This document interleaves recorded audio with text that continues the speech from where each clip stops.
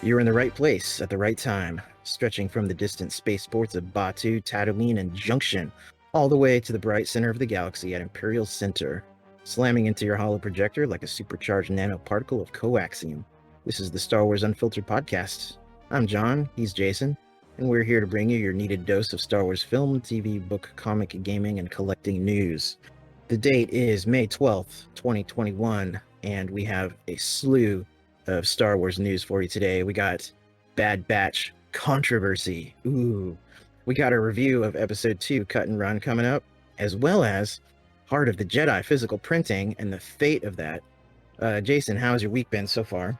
Good. I went to Universal Studios Hollywood Oh, yes. last week. Yeah, last week. how was that? Because you were telling me a little bit. You went by you went to the Harry Potter area and all that stuff, huh? Yeah, I did. It was great. Area. If anyone ever goes to Universal Studios, always buy the Express Pass. Ah, yes. It's it's like $80 or $90 extra per ticket, but it is so worth it to just boom, front of line. It's not like the fast pass crap at Disney. Yeah. It's like you got a separate line, and when you're there, you're on. You don't have to.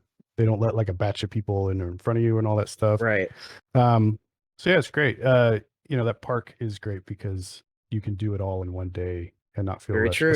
Especially if you have the Express Pass. Very true, because I haven't been in the park itself in 23, 24 years, but I do remember even back then, it was very doable. You could do every ride, every major thing and not miss anything in one day. Speaking of that,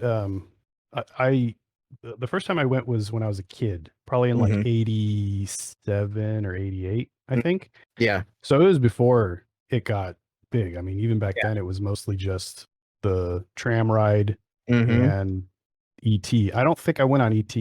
Well, you know what? I'll tell you when ET opened, because it was later than you think. ET opened in 91 because because I went the week it opened, and my first time was in 91. That explains so much. ET did open, I think, slightly earlier at the Orlando location, but we got it in 91. And I remember that was my first time, and it was definitely 91 because I was looking up info on it recently. That really explains so much, because I remember not going on it, and I wondered why. And I never really bothered to look up, because I just assumed it would be there really early. Well, you would think ET would have come out at Universal in the 80s, because ET was 82. Why would they come out with a ride like 9 years after the movie? Exactly. But no, it was 91. And then my second visit in 97, I think there was some other rides since that time that had opened. Like I'd gone on the Jurassic Park ride, and then the Back to the Future was already like 4 years old at that point when I went on it. Yeah, well, that was what I was going to say is I went when I was a kid. So really all there was the tram ride. There was the King Kong. I can't remember what it was called, the Fantasy live action show, which now I think is I saw Waterworld, but no. The first time was the Western. No, it was like a Western thing. It's the Fantasy thing is in the theater where the special effects show. Oh, when I went in 91, it was the Star Trek like recreate a Star Trek episode thing. Oh, okay. That was cool. Oh my God, that was so funny. Not that this is the Star Trek podcast or anything, but or the Universal Studios podcast. Anyway, so when I went, to get to my point, when I went, it was the tram ride, it was the action show, which was Miami Vice at the time, and it was the Fantasy special effects. Nice. Or the Fantasy show. Yeah. I didn't go again for like 20 years, and I missed Back to the Future. I missed. Oh yeah, because they made a big stink when Back to the Future was leaving. Like, it's your final time to go, before it closes. And of course, now you can just watch the ride on YouTube or whatever. I need to. I missed that. I missed Backdraft. All those rides came and went. Yeah, they did. I remember as part of my tram ride, and I think it was the same things they probably have now, but it was like King Kong, it was Jaws, where it comes up to the tram. There was a thing, I think it was called Avalanche, where you go through the tunnel. Yeah, ends. So that's been replaced a couple of times. I figured it was the Avalanche thing, then it was a Mummy thing, and I think it was a Mummy thing, and then now it's a Fast and the Furious thing. King Kong got replaced because it burned up when the fires We're going through there. That's funny. The Backdraft the Battlestar ride. Galactica Oh part yeah, that yeah. that burned up too, so that's gone. Um, Right. so yeah. Anyway, that was all I was gonna say. What's Universal? It was great. They Nice. they're working on Super Mario Land, or like a Super Right. Mario area Right. there, which is cool. I thought that was only going to be in Tokyo, but apparently we're getting it here in SoCal, which is Right. cool. Surprising because there's like hardly any space left. Yeah, no kidding.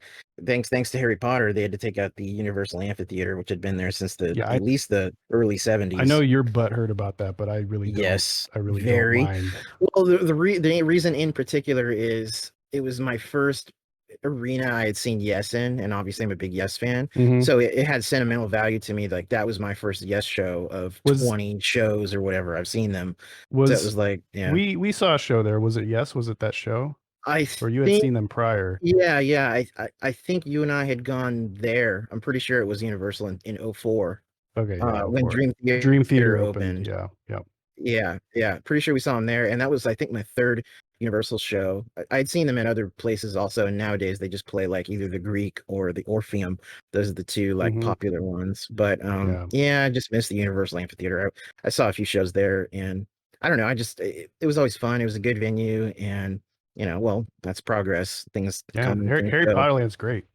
Yeah, I can tell if someone's a Harry Potter nerd, especially younger kids that grew up with it and like that's their Star Wars, Oh like yeah, yeah. It's that's their thing. the only bummer is it's so small because there's just no space, Yeah. right? Like that's the big bummer. Because if you're a big Harry Potter fan, that place would be great, and even better if it was bigger. But Right. it is what it is. It Um, is what it is. how was uh how was your week and weekend? It was pretty good. I watched Tucker, The Man in His Dream. I'm getting into the deep nooks and crannies of Lucasfilm here. Was that a With Lucasfilm production or just it produced by is it is Lucas?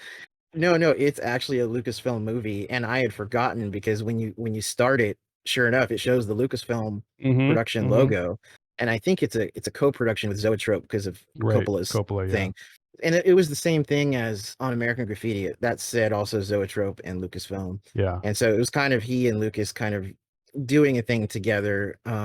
But I gotta say, like, I mentioned it in my post and everything, but Tucker holds up really well, like better than I think people think. Yeah. And because I think, when it came out, it was just kind of a minor hit. It wasn't like a massive thing. Well, And there it was was, it was probably a continuation of the conspiracy by the big three automakers to bury that movie, right? I There's know, probably right? some back channel dealings with the studio to bury that Yeah, film. they control Hollywood, so they can clearly, influence the awards and the box office. But no, it's a great movie. I think it's one of Jeff Bridges' best performances, and critically, it was received very well. It just didn't draw massive box office numbers. I think it made a moderate, profit. But yeah, it's just a really good movie, and it's that classic Lucas and Coppola thing where it's like, the 50s Americana. So it's Hmm. them in their Hmm. element and all the stuff that they grew up with and loved, and Yeah. then doing that in the late 80s. Of course, that was still a big thing. Think of all the 80s movies that are like set in the 50s and Right. 60s, like Right. Stand By Me, and like just that was such a thing when we were kids, seeing Hmm. those things recreated. But yeah, it's a good movie. I think it needs a critical reassessment. And I honestly, I couldn't find any flaws with the movie when I rewatched it. The script is tight, the story is good, the acting is good, the editing is good, the score. Um, I actually think it's worthy of a Criterion like release. Mm. But yeah, I don't Well, know. it's probably just not like as important enough to warrant a Criterion. Yeah, But it's not a Godfather. right, It's just it's under the radar. It's kind of like Spielberg's movies that people don't talk about, like Empire of the Sun. No one 1941. ever, yeah, like no one ever talks about those, even though a lot of them are really great. Hmm. And it's the same thing with Lucas. I mean, like, you got your THX 1138, and I feel like that doesn't get enough Howard the love. Duck. I actually really Yes, like Howard the Duck. I loved that when I was a kid, and I still like I that loved movie. it when I was a kid. I've not seen it in 33 years, maybe. I think I Yeah. last saw it in like 1989, I think. It's been a long time. I've actually feared to going back to see it because it Well, might be really bad. I don't know. I mean, it's got Jeffrey Jones, Yep. before he was. Well, I mean, I guess he was creepy then too, especially in that movie. He's always been the creepy guy. It's Um, got Tim Robbins, that's Leah true. Thompson. Leah Thompson. That's true. I don't know if she ever looked better than in that movie. Yeah, But she had the poofy '80s hair, and yeah, yeah. I just remembered the theme songs like Howard the Duck. Yeah. Um, Uh-huh. And but the effects yeah, were good too when the aliens are coming down the portal or whatever. I thought that was ILM, really man, good. Yeah. ILM. And yeah, I don't know. That's a movie I need to revisit. And speaking of Lucasfilm movies, here's a nice segue into this. We got Indiana Jones quadrilogy coming in 4K. I guess momentarily, like next month or something. I forgot to look on the trailer what the date said, or if it even said a date. But it's coming in 4K, all four movies. And I the wonder what trailer. it's going to look like. I'm Well, really curious. We talked about this. We talked about this a little bit, uh, just in comments on Facebook or whatever. I think, yeah, but yeah. um, transfers are so hit and miss with stuff going to Blu-ray and stuff going to Yes. 4K and stuff. And it's like, are they gonna mess with the colors? Are they gonna try and denoise I feel like the image? the trailer kind of gave an indication of the imagery, and everything overall does look pretty good. Like you can tell there's some tonal color shifts a little bit. Like the Hmm. explosions are more orange and like kind of punched up. But overall, if that trailer is any indication, it looked pretty good. But my one concern, and this is just for the trailer only, my what kind of miffed me was that they modernized it to make it look like a modern trailer. So it had like the black fade ins and like different music that at Yeah, first it was like non-indie music, to make yeah. it like it's like just shut up. And Just very, very few clips from Kingdom of the Crystal Skull, which yes, I noticed that. They were I afraid to noticed. show the swinging CG monkeys in Well, 4K. that's all you don't have to show. Like the rest of I the know. movie's fine. I know, right?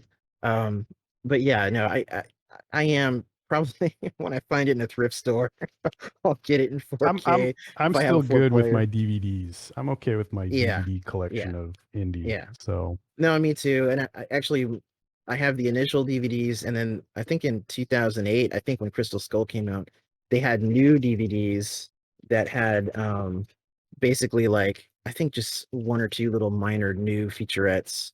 Um but and I picked up those in a thrift store for like maybe $5.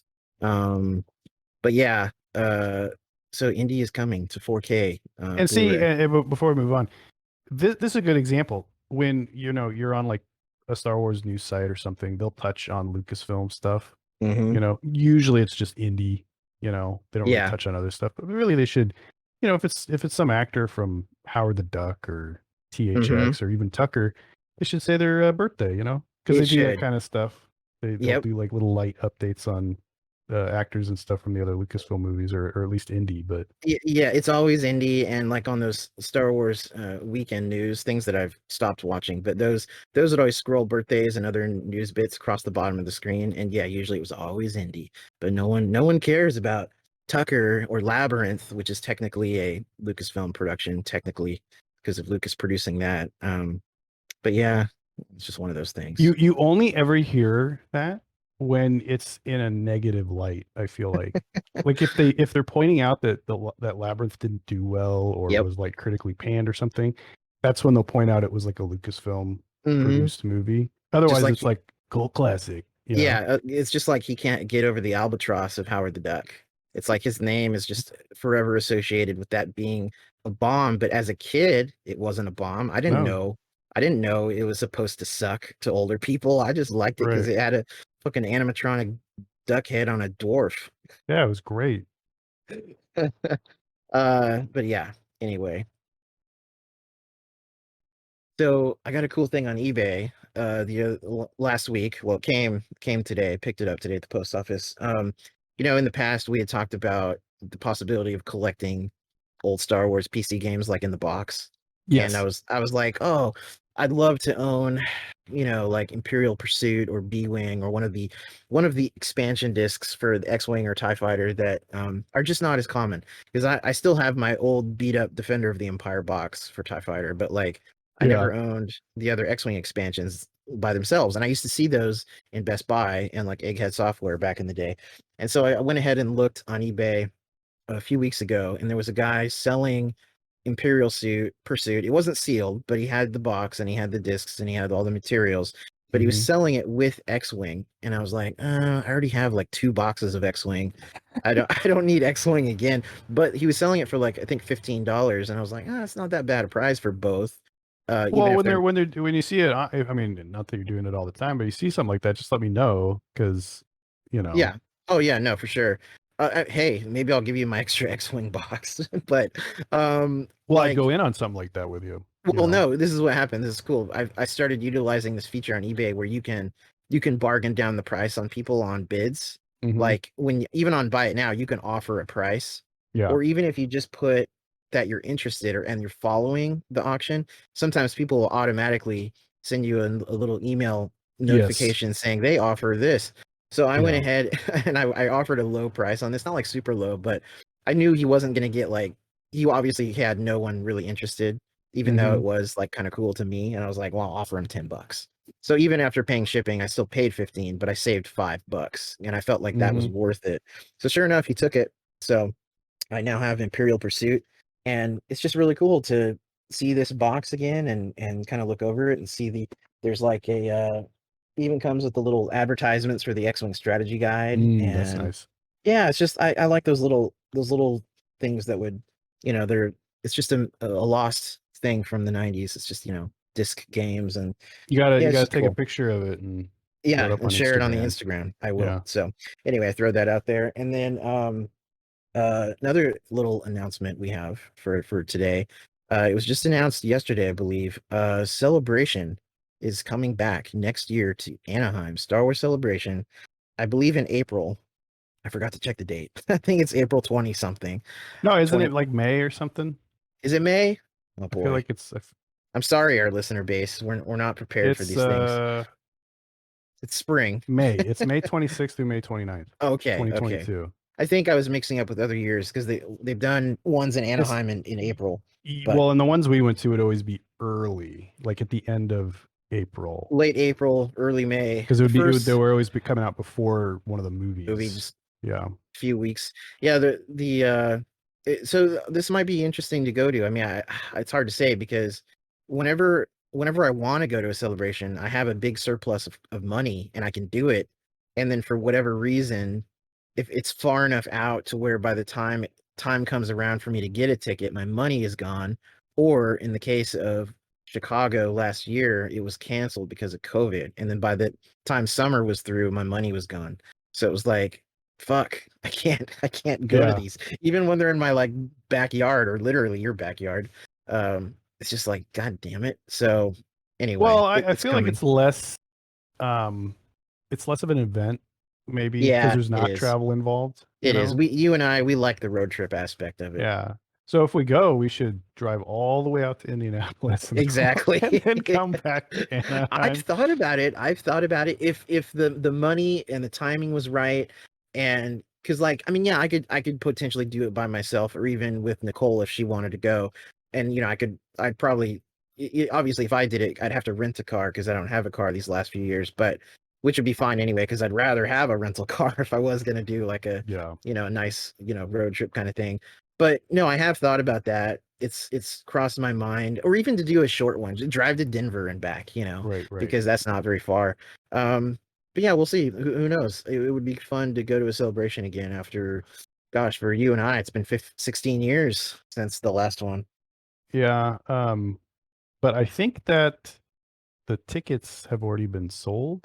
I don't know if they're gonna do because they're talking about refunding Oh, is this like tickets. what happened for Chicago, where they kind of carried over now to the Yeah, I Anaheim think thing? so. I think Okay. so. So Yeah, we may not yeah, even that be able to go, depending on if I don't know how many are going to get how many people are going to do refunds and how many tickets were still we'll available, if have to any. go there on in front of the event and look for some Toydarians that are doing some deals Well, I in the seem to in recall that being a thing. I know that at other conventions it's definitely a thing, but even back 20 years yeah, ago at the yeah, first three yeah, celebrations, there would be people selling yeah. passes. It's like going to see a concert at the Greek. Just go there and show up, and you never know because people are trying to get rid of them too at the last minute Yeah. Oh a lot of yeah. times. They get So desperate. they do.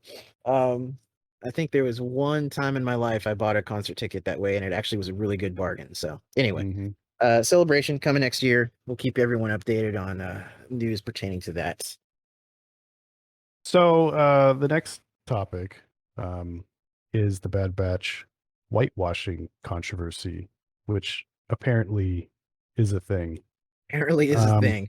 I'm surprised that there's someone with a microscope looking at a Star Wars thing, looking for things to be offended at. I'm amazed at this. well, and certainly a cartoon too. I guess I can kind of okay. So there, the controversy is there are people on Twitter, as there always are. And I'm sure they're all real people. Yeah, they're They're not not Russian bots at all. they're not sock puppets or whatever. Um, uh, from Clone Wars to Bad Batch, the skin tone of the clones has lightened, I guess, is the issue. Seemingly lightened, I will say. Seemingly lightened. I mean, I'm looking at screenshots and I I guess they have, but I one can't like deny that it's possible well, they have, one of them but yeah. okay, so there's a lot of issues here, Are but they counting Echo, who basically looks like a zombie? right, yeah. Um, well, so the on the thing, one of the examples, it's showing the Bad Batch, not the regular clones. So that's not a very good example because the Bad Batch are all modified. They all have different skin tones because they all look different from each other because they're all modified differently and stuff, right? But I've seen other Right. screenshots and there's kind of a difference and stuff. Of course, the lighting on in the Kaminoan facilities is a little bit different than, say, a dark starship interior. So Yeah.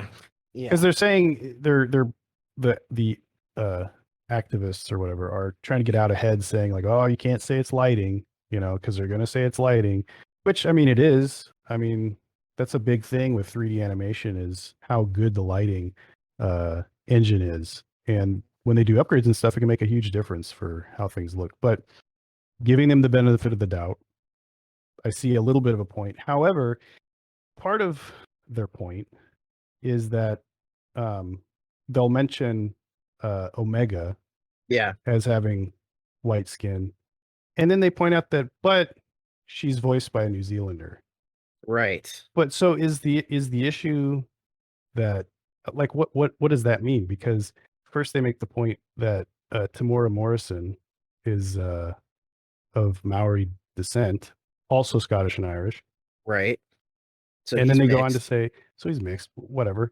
I mean, even Where going does it from end? Where does it end is the well, question. yeah, it's true. So, I mean, even going from like Attack of the Clones to The Mandalorian, his skin tone is lighter.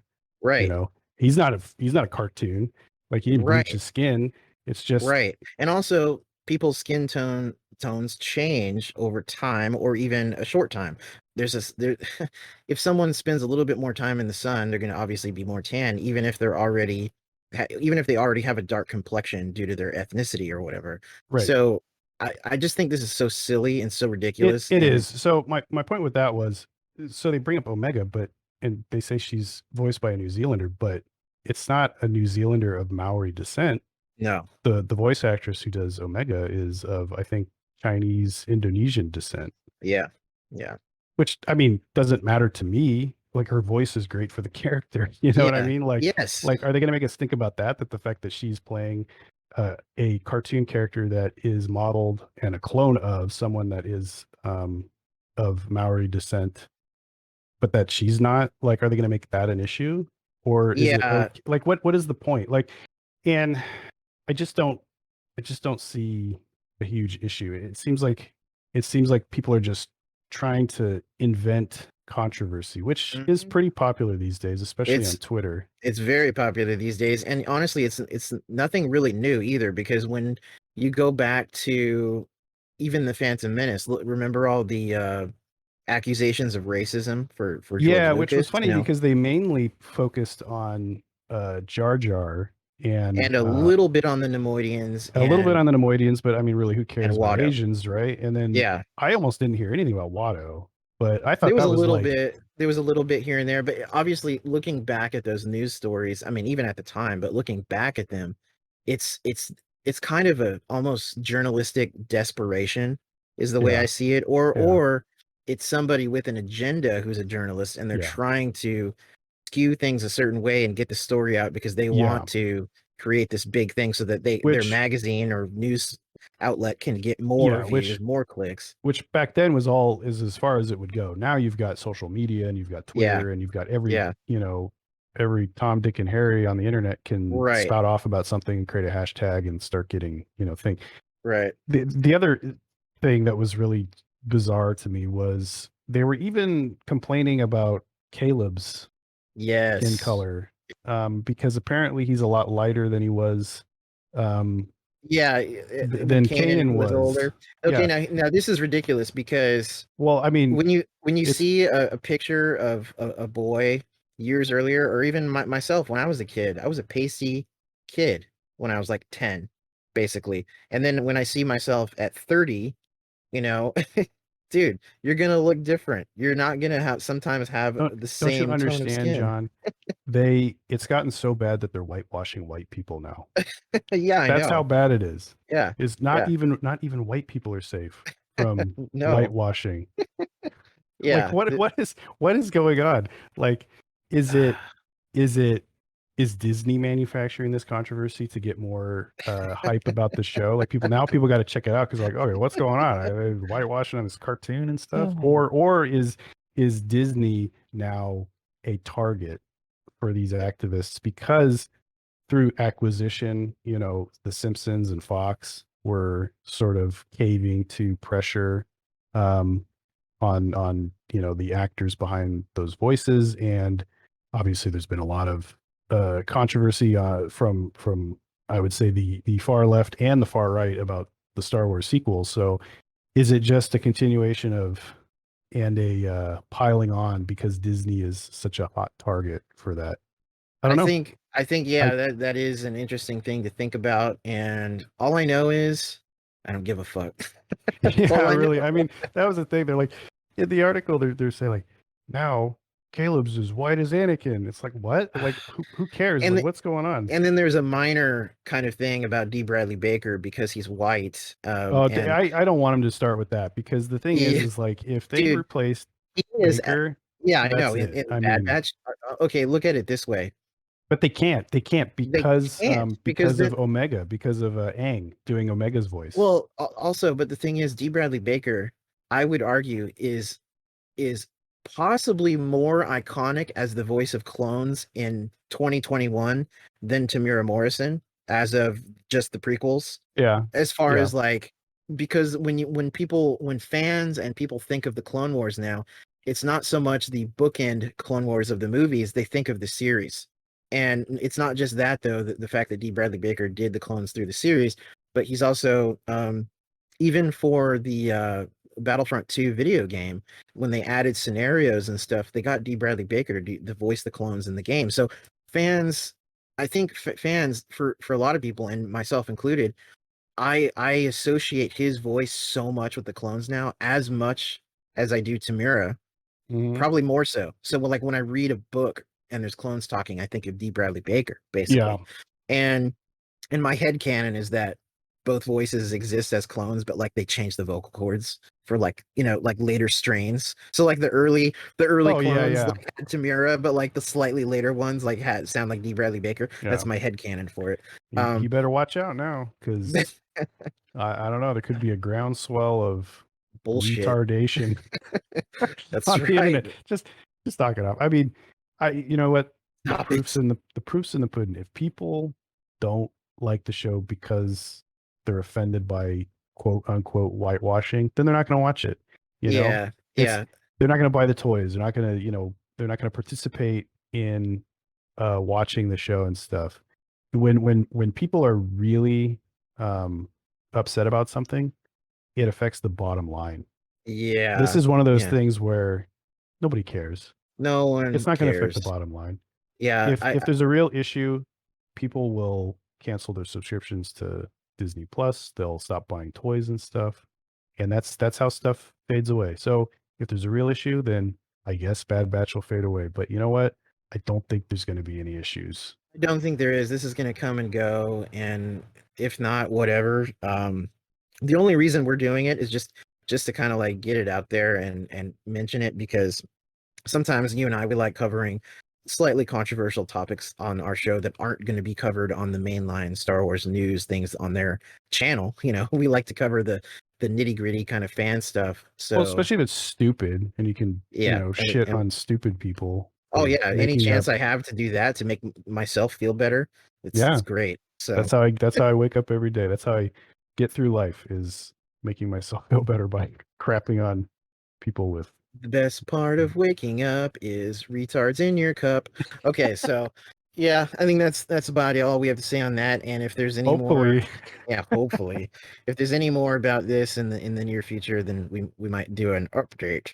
But I think for now that's basically it. But hashtag Star Wars so white. yeah, the I don't know, the wash batch, the white batch. I don't know what to call it now. All right. Enough of that. So speaking of the Bad Wash, we got a Bad Batch review of episode 2, Cut and Run, which aired this last Friday.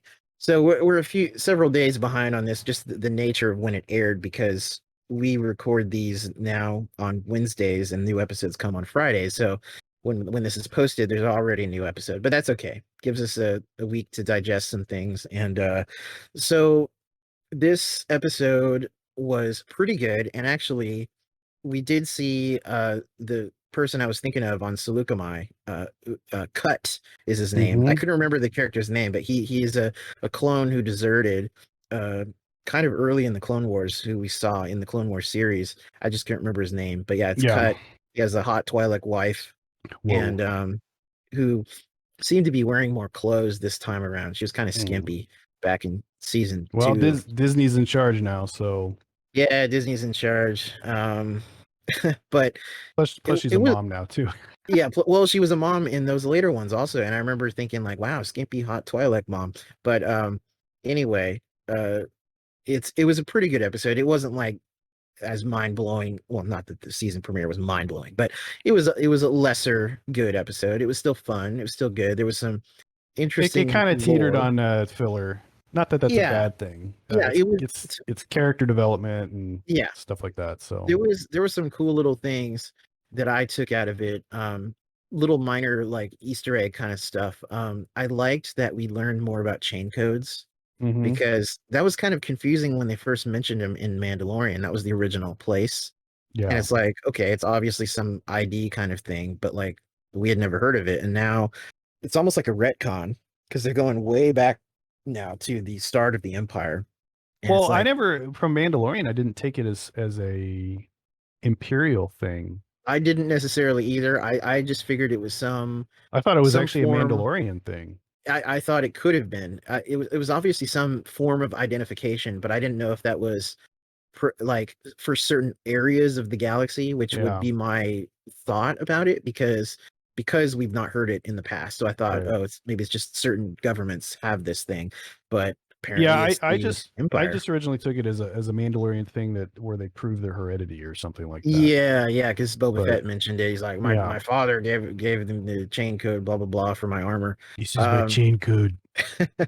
uh, but yeah, it was interesting to see that it was basically like people ID themselves to get Imperial credits. So it's like you're basically registering yourself in a database and you get money for it. Yeah, it's So like it's Social Security. Well, it yeah. wasn't that you get money; it was that you can convert your old currency to Imperial credits. Oh, I that think was was the it. thing. That That was was it. if you wanted to participate in the Imperial economy, you Yes. needed to register yourself and basically get a quasi Social Security number, Right. and then you could swap your currency. Yeah. So Yeah, it was an interesting idea, and I yeah, I like that like that we're. stuff. It's nice world Yeah. building. Yeah, that's the kind of thing I live for. And so that was cool. And then another little thing was seeing Although the I will say the problem when they do that, like uh when it was just like maybe a Mandalorian thing, it was like, okay, whatever, it's fine that I've never heard of this. But when it becomes this thing that's like instituted by Imperials, then it's like, well, really, why haven't we heard of this before? You know what I yeah, mean? that Like, I why aren't they know. shaking everybody down for chain codes and like Mos Eisley and stuff? Yeah, there's been other things. I mean, Legends did this too to a certain degree, but especially in canon, there's been things introduced in, say, a comic book or even a movie, and then, well, like for example, people always say, "Well, why haven't we seen that TIE fighter before?" Because every new movie always has some kind of new TIE fighter. And of Hmm. course, the Hmm. headcanon explanation, or just even the explanation for official reasons, is always, well, it's a big galaxy. Think about all Yeah. the experimental fighter jets that we have that we don't use, or they Well, have and like small numbers. every Star Destroyer is different too, right? Because even when you go from, say, the Titanic to the Britannic and the, Hmm. I think there was a third ship. Yeah, Those two or three ships were all like sister ships, yeah, super similar, but there were differences. Even yes, though, so as they're going, they'll tweak the blueprints yeah, for and newer revisions and stuff. Same thing with the TIE fighters, and then with the chain code thing, I would chalk it up to. it's just in the background. It's just never. It's kind of like you don't need to mention every single thing about everything. It's just kind of Yeah, like I figured it's just a background thing that there's never that's been a true. It was only story important reason. to that episode's story because they had to Right, exchange the currency, and it right. could be something that fell out of use too. You know. It could, you know what? Actually, that's a great way to explain it. Like they did it at the beginning of the Empire, which we've not Yeah. put stories in, and Hmm. then by the time, say, 10 years later or 15 years later, like even way before New Hope, maybe everyone was already in the database, so it didn't need to, you didn't need to ask for people's chain codes over and Yeah, over. and certainly I could only think of it being an issue on Mos Eisley when they're shaken down Hmm. um, for the droids, but Right. then maybe it didn't get to maybe it didn't get to Tatooine at Well, that time or something like that. like Fixer said in the deleted scene, he'd be like, I'd be surprised if the Empire even fought for this system. So there's really no Empire on Tatooine other than in a very small, like one squad of police stormtroopers in Mos Well, Eisley using deleted scenes for canon to explain is what I something like do. that is good enough for me. Yeah, it kind of works.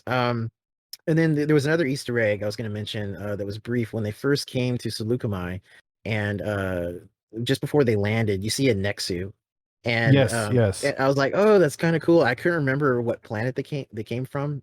Maybe it was Seleucami, or maybe one was. Cholgana. Oh, is that it? I'm looking at the page right now. Their Okay. home world is Cholgana. Well, I guess they're like Banthas then. They get carted around everywhere. But Why the hell would you cart those things around? like let's bring a bunch of Nexus and heat, and then let them loose into a jungle, and everything will be It's like great. bringing snakes to Hawaii or rabbits to Australia. It's Yeah. like, come on, guys, what are you doing? Yeah, whose idea was it to bring wolf spiders to Australia? Damn it. Um, No. But I yeah, I was, I thought it'd been funny if it like ripped up somebody's clothes, like Omega's clothes or something. Like he's wearing white. she'd be running around It like likes white, Padme. like it's a bull like going for red. It's like, oh, Lexu's like white. Yeah, I know that would be kind of funny. Probably Yeah, inappropriate. Maybe maybe one of the right. adults could get their clothes ripped up or something. Right, exactly. One of the Bad Batch guys is wearing a white suit, gets torn up. Um, but yeah, I think overall, I really like seeing Omega have her reaction to dirt. Like that was kind of cool, and because it's like, yeah, Hmm. she's been living on metallic platforms like for 10 years, her whole life, and And now we know Filoni is a huge Waterworld fan. right, clearly.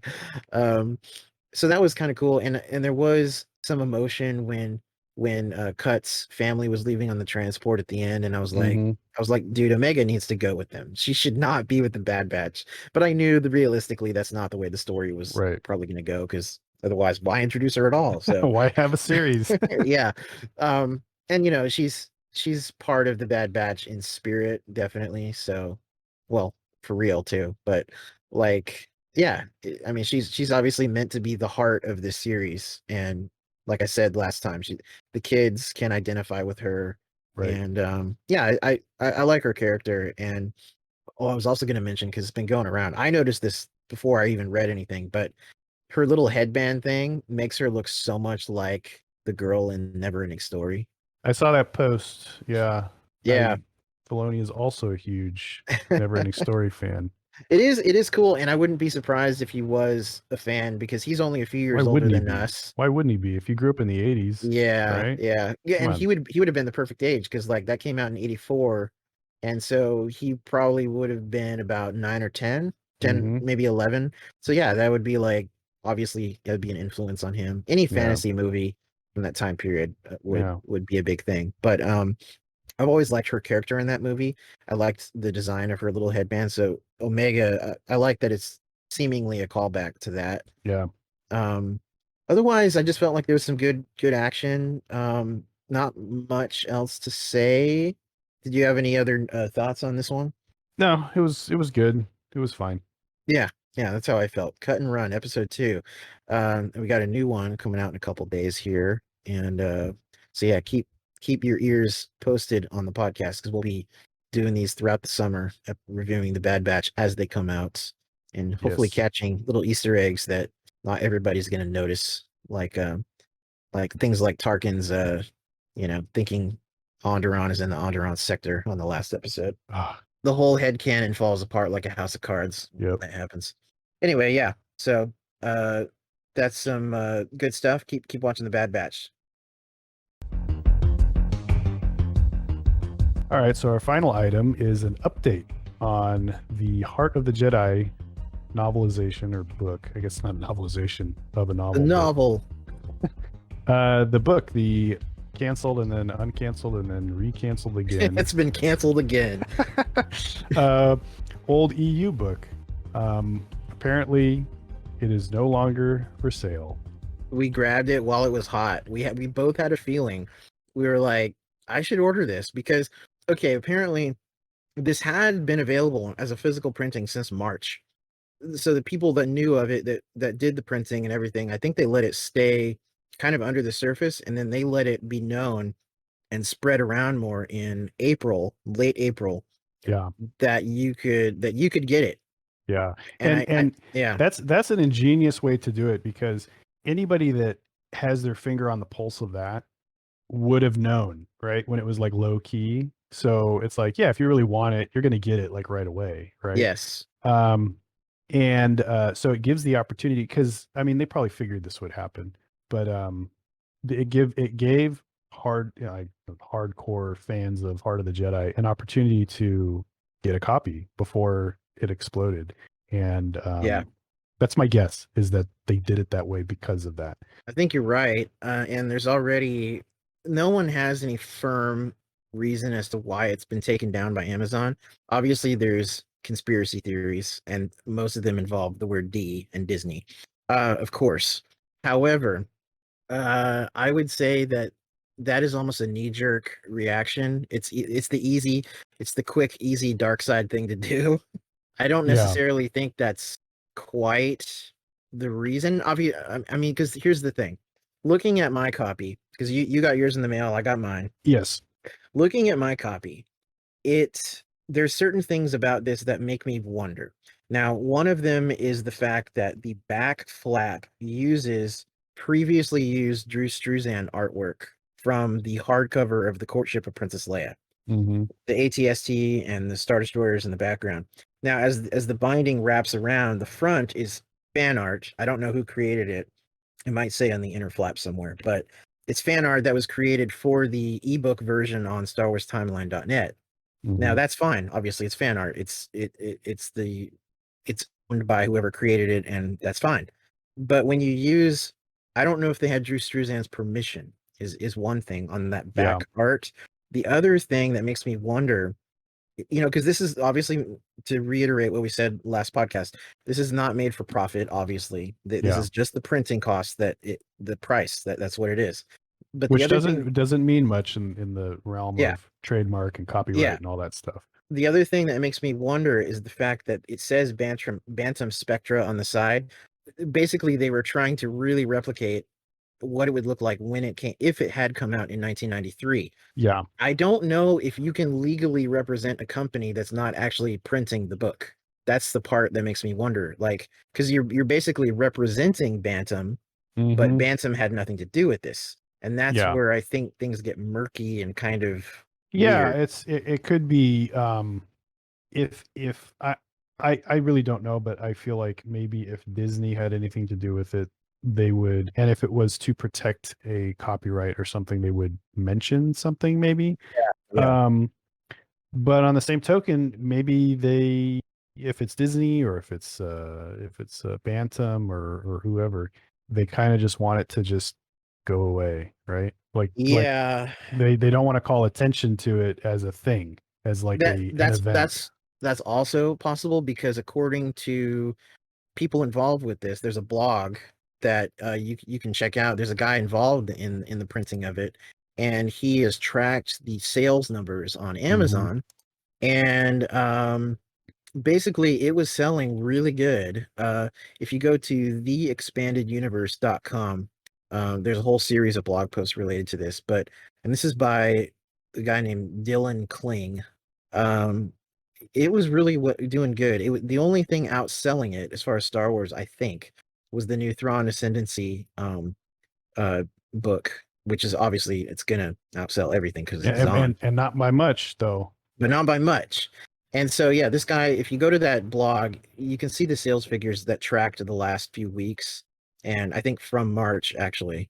And so that is evidence for the fact that this got called to attention to Disney or something, and then they're like, "Oh, we can't have that. That's someone using our IP, and we're not I can making any imagine money." I can imagine the conversation. It's like, some rep with Amazon, their book selling portion, talking to a rep from Disney and be like, "Oh yeah, your Star Wars books are selling really well, especially Heart of the Jedi. We're doing." They're like, "What? Heart of the Jedi? What Yeah, the hell's that?" yeah, yeah, They're like, seriously. "Wait a second."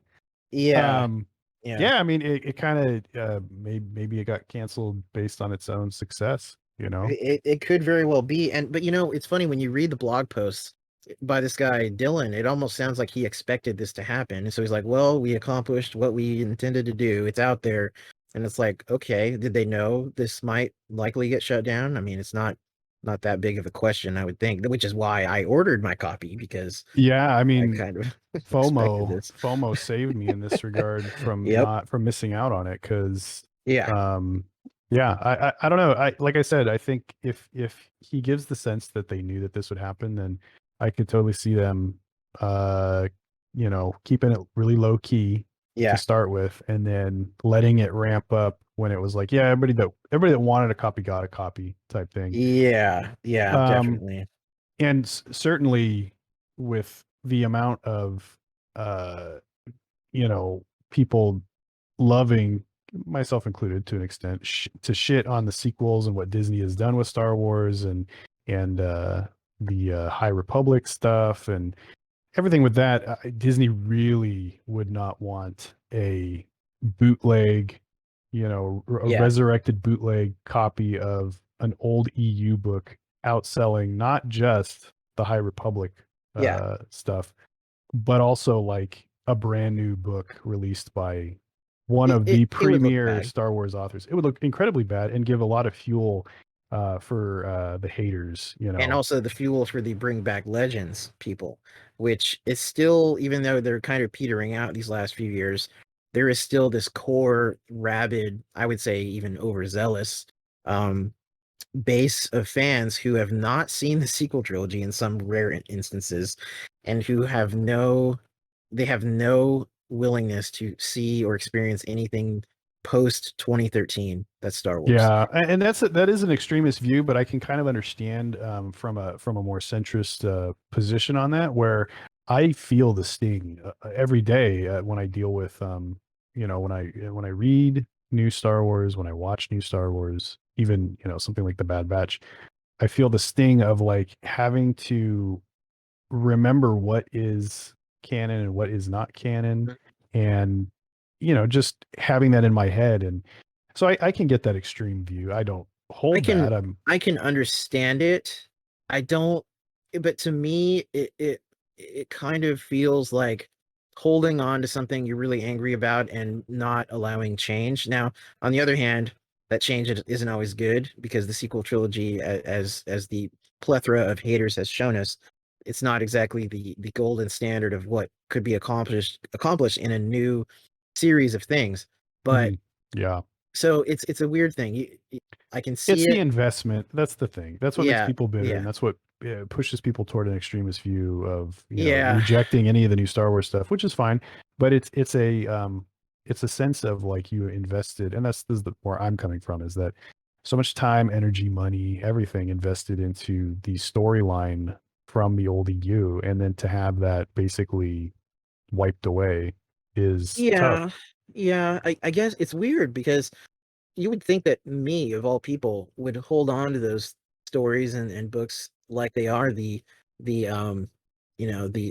biblical canon, and I do to a certain degree, but I guess I just see I try to take a step back and see the tapestry of, well, that's life and change happens and things move on, and I try and be as objective as I can, and just I don't know. I take the good with the bad.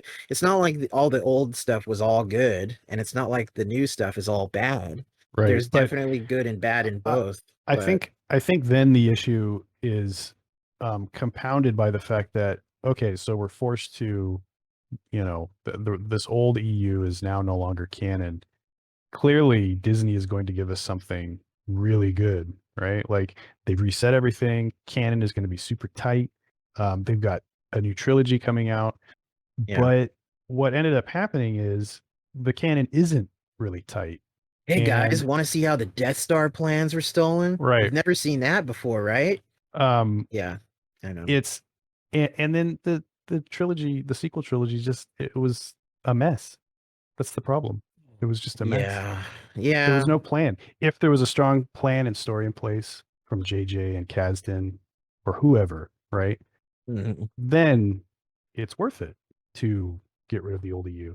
But if they're just going to kind of shoot from the hip on every single movie, yeah. then why don't you just adapt something from the old EU or put it so far in advance, which it totally could have been done. Put it past everything. So Kind of like you what the Legacy comics did in the old EU, where it was like 137 years after Yeah, the so movies. like things are like, yeah, it's a perfect example because it's like things happen, but you don't necessarily have to address it how they Hmm. happened, or you know, they Yeah, could have done that. I mean, and it kind of would have worked out with the age of the actors and all that stuff. They could have put it right right. on the edge. Maybe it'd be difficult with I mean, I mean, I would think it would be difficult from the New Jedi Order perspective, but and I that's where I stopped. It may be Yeah, even harder to do that with the Legacy of the Jedi and yeah. um all that stuff, or And Legacy of Fate the of the Jedi. Force, Fate of the Jedi, Legacy of the Force, Yeah, those things. yeah, So maybe it'd be difficult, but it's like, I don't know. It's just like you took something away, you didn't give me something back as good in return. I feel like, and that's probably what yeah, a lot of people feel like. So yeah. So now, in our righteous anger, we're going to print up lost Star Wars novels from 1993 and and fight we're back. gonna steal Struzen's work. We're That's gonna right. slap on a Bantam Spectre logo, Yep. and we're gonna make it look as real as possible. And I gotta say, they did a good job doing Oh, a fantastic! facsimile of it, because I put it side by side with the Courtship of Princess Leia, especially, and the little tabs and everything. It lines up really nice. They got the fonts on the Hmm. author name. The only difference is, and this is probably just due to the modern printing press and everything.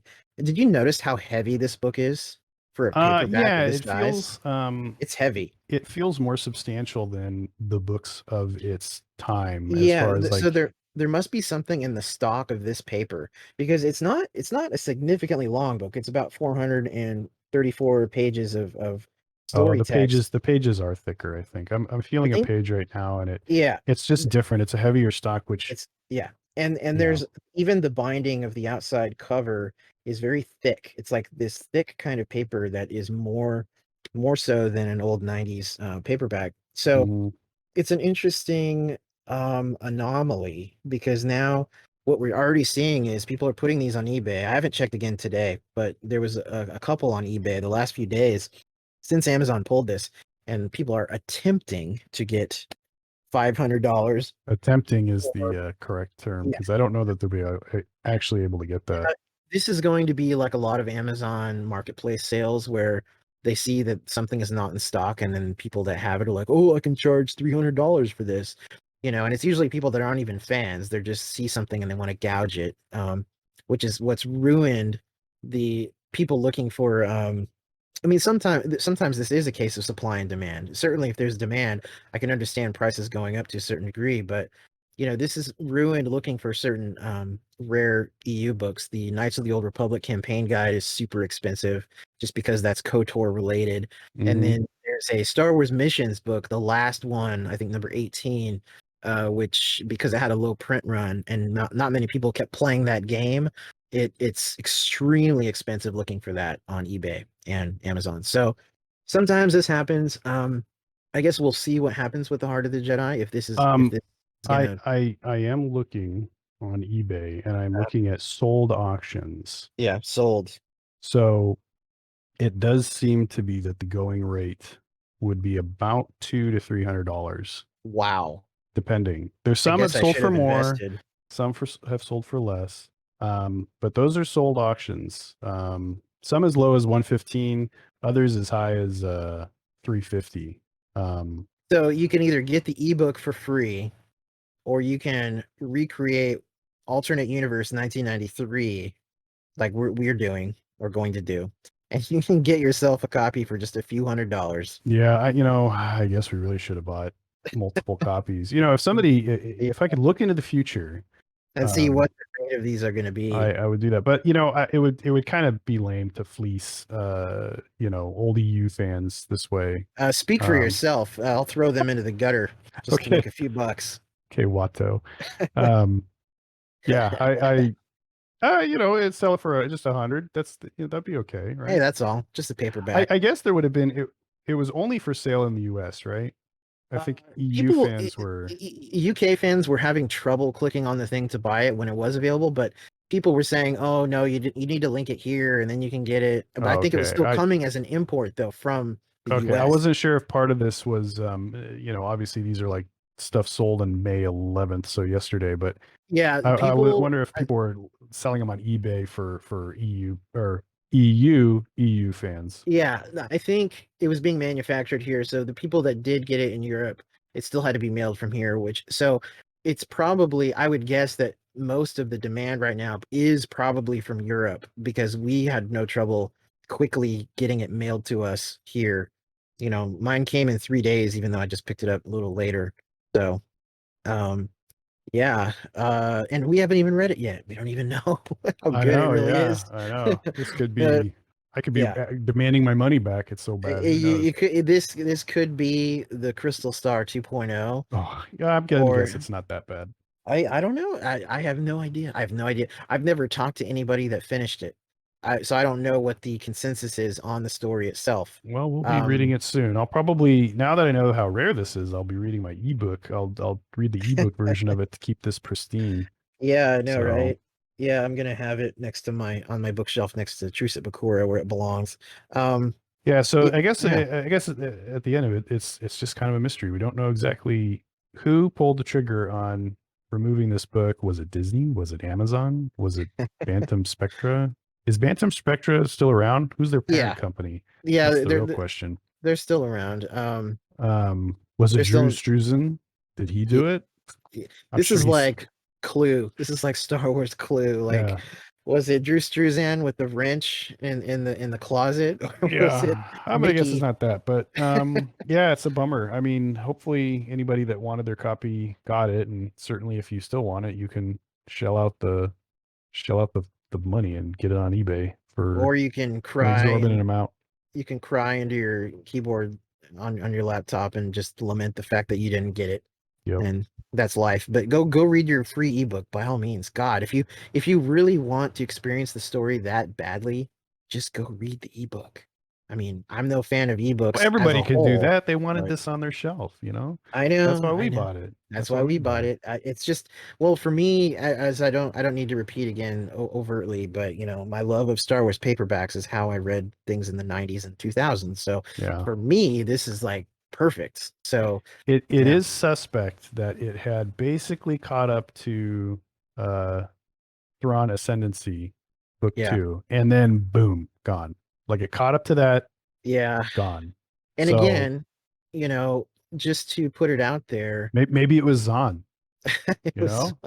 maybe he thought Tom Veach wrote this, and he's like, oh god damn But you, not Tom even Veach. like he's a stakeholder. He just like, was like, "Hey, Amazon, this book's like violating Disney's copyright, right? Like, Yeah, I you know, know, right? it's And, like, but and you know what? Maybe if this was still under the radar a bit more and not announced on the Star Wars book news sites and things, obviously I think it might have done okay. But you know, that's the thing. Do you want to keep these things secret and just kind of, or do you want to let the fans know? And they took a risk. But what I was going to say is that, you know, if you're going to do something like this, certainly if I was going to do anything like this, I would want to directly contact Lucasfilm or Disney somehow through management or whatever and make sure everything I was doing was okay, especially if I was going to invest money to print this or whatever. yeah, So and this is what happens to fan films. You know, Star Wars Theory had his Darth Vader fan film taken down temporarily, you know, and then he got all pissed off and then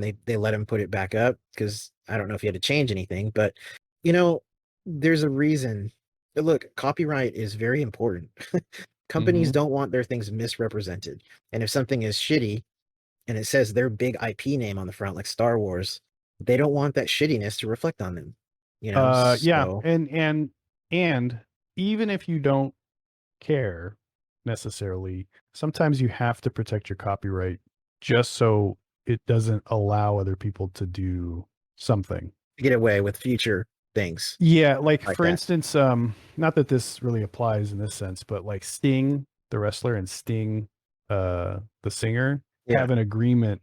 I don't remember exactly the terms of it. I can't remember who licenses the name from who, but it's like Mm. for $1.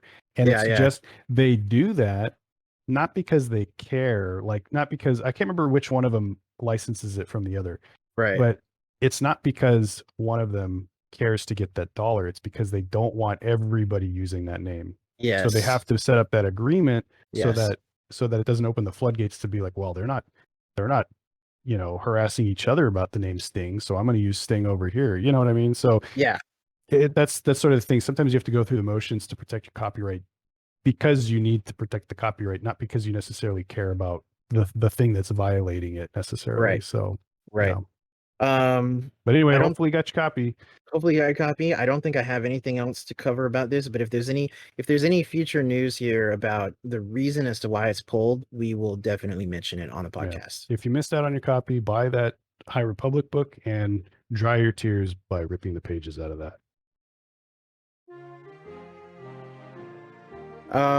And I think that does it for this episode of Star Wars Unfiltered. Just remember, you can reach us here on YouTube, where you're likely listening to it right now.